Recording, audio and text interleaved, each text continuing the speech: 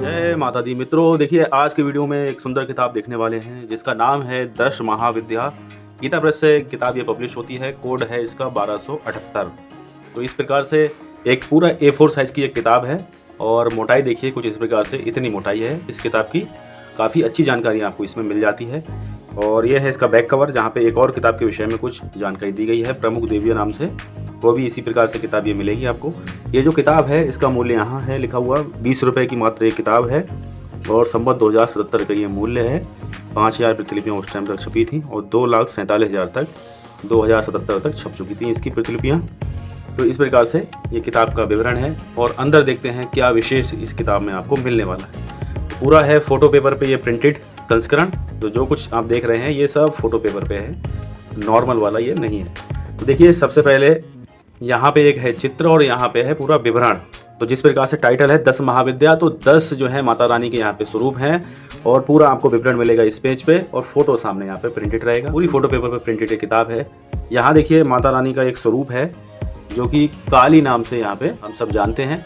देखिए 10 महाविद्याओं में काली प्रथम है। महाभागवत के अनुसार महाकाली ही मुख्य हैं और उन्हीं के उग्र और सौम्य 2 रूपों में अनेक रूप धारण करने वाली 10 महाविद्याएं हैं। विद्यापति भगवान शिव की शक्तियां, ये महाविद्याएं अनंत सिद्धियां प्रदान करने में समर्थ हैं।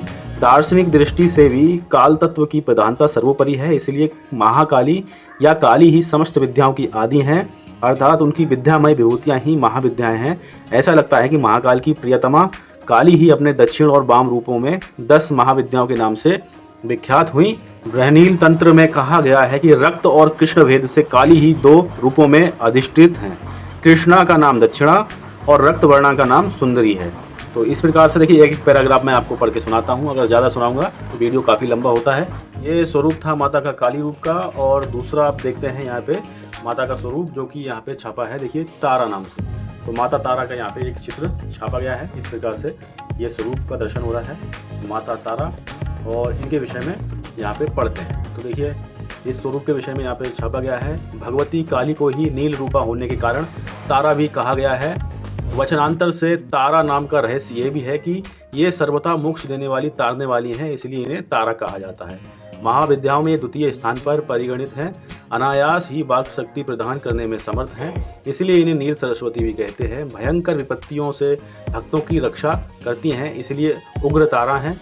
बृहनील तंत्रादि ग्रंथों में भगवती तारा के स्वरूप की विशेष चर्चा है। हयग्रीव का वध करने के लिए इन्हें नील विग्रह प्राप्त हुआ था।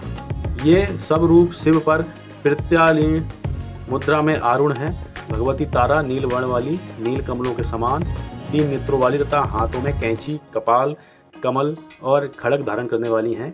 ये बाघ चर्म से विभूषिता तथा कंठ में मुंडमाला धारण करने वाली हैं। तो इस प्रकार से ये वाला स्वरूप है माता का दूसरा स्वरूप, जिसको कहते हैं तारा नाम से जानते हैं। तीसरा स्वरूप है देखिए छिन्नमस्ता। यहाँ पे आप देख पा रहे होंगे इस प्रकार से ये है चित्र बना हुआ और जानते हैं इसकी महत्ता क्या है। यहाँ पे देखिए एक पैराग्राफ पढ़ते हैं। परिवर्तनशील जगत का अधिपति कबंध है और उसकी शक्ति ही छिन्नमस्ता है। विश्व की वृद्धि हर्ष तो सदैव होती रहती है। जब हर्ष की मात्रा कम और विकास की मात्रा अधिक होती है तब भुवनेश्वरी का प्राकट्य होता है। इसके विपरीत जब निर्गम अधिक और आगम कम होता है तब छिन्नमस्ता का प्राधान्य होता है। तो इस प्रकार से एक पैराग्राफ पढ़ा, और ज़्यादा पढ़ेंगे तो और ज़्यादा विस्तार से आप जान पाएंगे।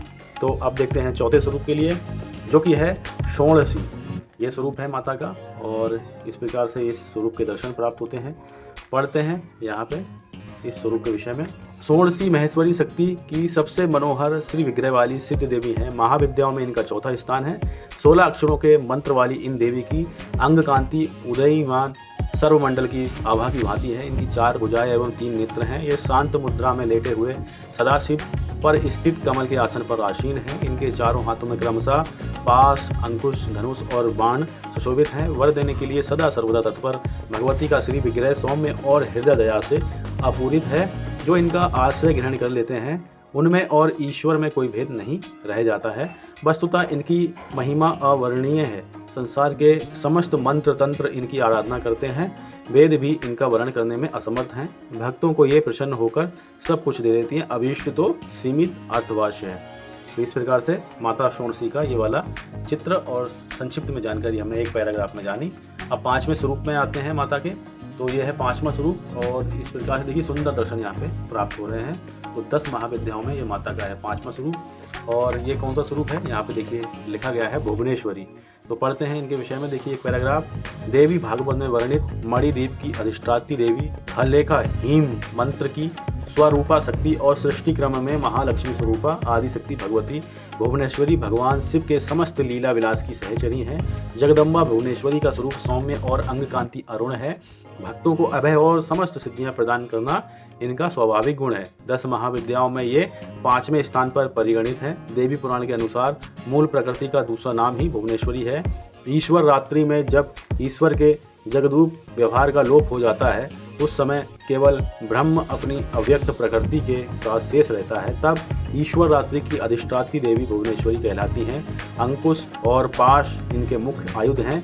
अंकुश नियंत्रण का प्रतीक है और पाश राग अथवा आसक्ति का प्रतीक है। इस प्रकार सर्वरूपा मूल प्रकृति ही भुवनेश्वरी हैं, जो विश्व को वमन करने के कारण वामा, सिममयी होने से ज्येष्ठा और कर्म नियंत्रण फलदान और जीवों को दंडित करने के कारण रौद्री कहलाती हैं। भगवान शिव का वाम भाग ही भुवनेश्वरी कहलाता है। भुवनेश्वरी के संग से ही भुवनेश्वर सदा शिव को सर्वेश होने की योग्यता प्राप्त है। तो इस प्रकार से देखिए माता का ये भुवनेश्वरी स्वरूप है, जिसके बारे में हमने एक पैराग्राफ के माध्यम से जाना।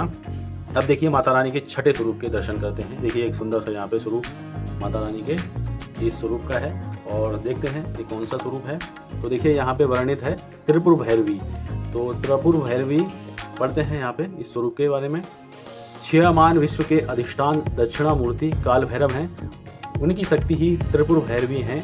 ये ललिता या महात्रिपुर सुंदरी की रथवाहिनी है। ब्रह्मांड पुराण में इन्हें गुप्त योगिनियों की अधिष्ठात्री देवी के रूप में चित्रित किया गया है।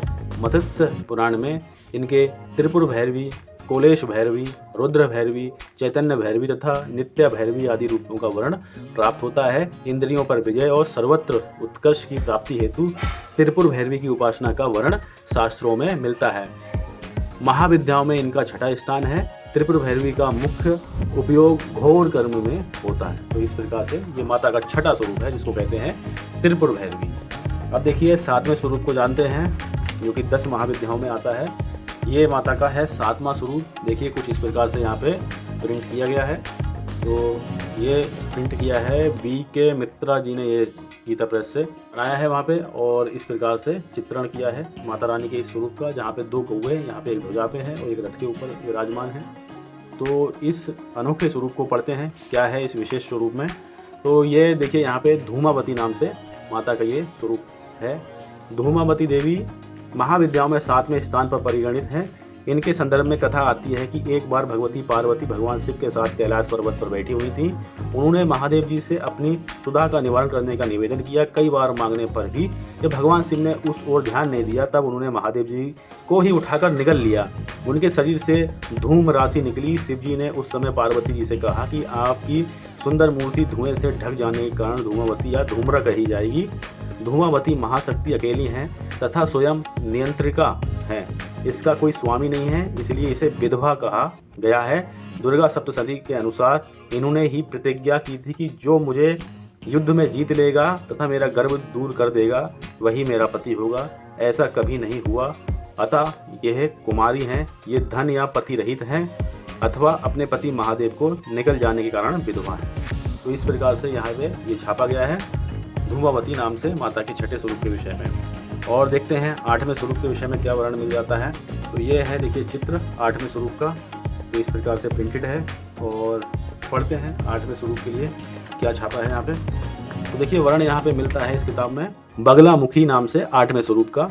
पढ़ते हैं देखिए, वृष्टि रूप में शत्रुओं को नष्ट करने की इच्छा रखने वाली तथा समष्टि रूप में परमात्मा की संहार शक्ति ही बगला है। पीताम्बरा विद्या के नाम से विख्यात बगलामुखी की साधना प्रायः शत्रु भय से मुक्ति और वाग सिद्धि के लिए की जाती है। इनकी उपासना में हरिद्रामाला, पीत पुष्प एवं पीत वस्त्र का विधान है। महाविद्याओं में इनका 8वां स्थान है। इनके ध्यान में बताया गया है कि ये सुधा समुद्र के मध्य में स्थित मणिमय मंडप में रत्नमय सिंहासन पर विराज रही हैं। ये पीत वर्ण के वस्त्र, पीत आभूषण तथा पीले पुष्पों की ही माला धारण करती हैं। इनके एक हाथ में शत्रु की जीवा है और दूसरे हाथ में मुदर है। तो इस प्रकार से ये रहा माता के 8वें स्वरूप का वर्ण और चित्र हमने आपको दिखाई दिया। और बढ़ते हैं इस किताब में आगे। और माता का जो नमा स्वरूप है वह इस प्रकार से देखिए, यहाँ पे काफ़ी सुंदर यहाँ पे दर्शन हो रहा है। तो ये है नमा स्वरूप और पढ़ते हैं माता के नमे स्वरूप के विषय में। तो देखिए ये है नमा स्वरूप, नाम है मातंगी माँ।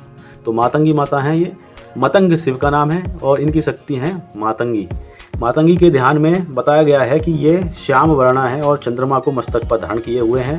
भगवती मातंगी त्रिनेत्रा हैं, रत्नमय सिंहासन पर आसीन है, नील कमल के समान कांति वाली तथा राक्षस समूह रूप अरण्य को भस्म कर देने में दावानल के समान है। इन्होंने अपनी 4 भुजाओं में पास, अंकुश, खेटक और खड़ग धारण किया है। ये असुरों को मोहित करने वाली एवं भक्तों को अभीष्ट फल देने वाली हैं। गृहस्थ जीवन को सुखी बनाने, पुरुषार्थ सिद्धि और वागीय विलास में पारंगत होने के लिए मातंगी की साधना श्रेष्ठकर है। महाविद्याओं में ये 9वें स्थान पर परिगणित हैं। तो इस प्रकार से देखिए एक एक पैराग्राफ पढ़ रहे हैं तो मातंगी माता के विषय में यहाँ पे जानकारी मिली है। जो माता का लास्ट वाला स्वरूप है वो इस प्रकार से देखिए देखने में आता है। लास्ट वाला स्वरूप देखिए बहुत ही दिव्य है। और अब देखिए ये है 10वां स्वरूप जो इस प्रकार से है, चित्र सामने प्रिंटेड है, काफ़ी सुंदर चित्र है जो हमें काफ़ी सुंदर लगा। और एक पैराग्राफ 10वें स्वरूप का भी पढ़ते हैं। देखिए श्रीमद् भागवत के 8वें स्कंद के 8वें अध्याय में कमला के उद्भव की विस्तृत कथा आई है। देवताओं एवं असुरों के द्वारा अमृत प्राप्ति के उद्देश्य से किए गए समुद्र मंथन के फलस्वरूप इनका प्रादुर्भाव हुआ है। इन्होंने भगवान विष्णु को पति रूप में वर्ण किया था। महाविद्याओं में ये 10वें स्थान पर परिगणित हैं। भगवती कमला वैष्णवी शक्ति हैं तथा भगवती विष्णु की लीला सहचरी हैं, अतः इनकी उपासना जगदहार शक्ति की उपासना है। ये एक रूप में समस्त भौतिक या प्राकृतिक संपत्ति की अधिष्ठात्री देवी हैं और दूसरे रूप में सच्चिदानंदमयी लक्ष्मी हैं जो भगवान विष्णु से अभिन्न है। देवता, मानव एवं दानव सभी इनकी कृपा के बिना पंगु हैं, इसलिए आगम और निगम दोनों में इनकी उपासना समान रूप से वर्णित है। सभी देवता, राक्षस, मनुष्य, सिद्ध और गंधर्व इनकी कृपा प्रसाद के लिए लालायत रहते हैं।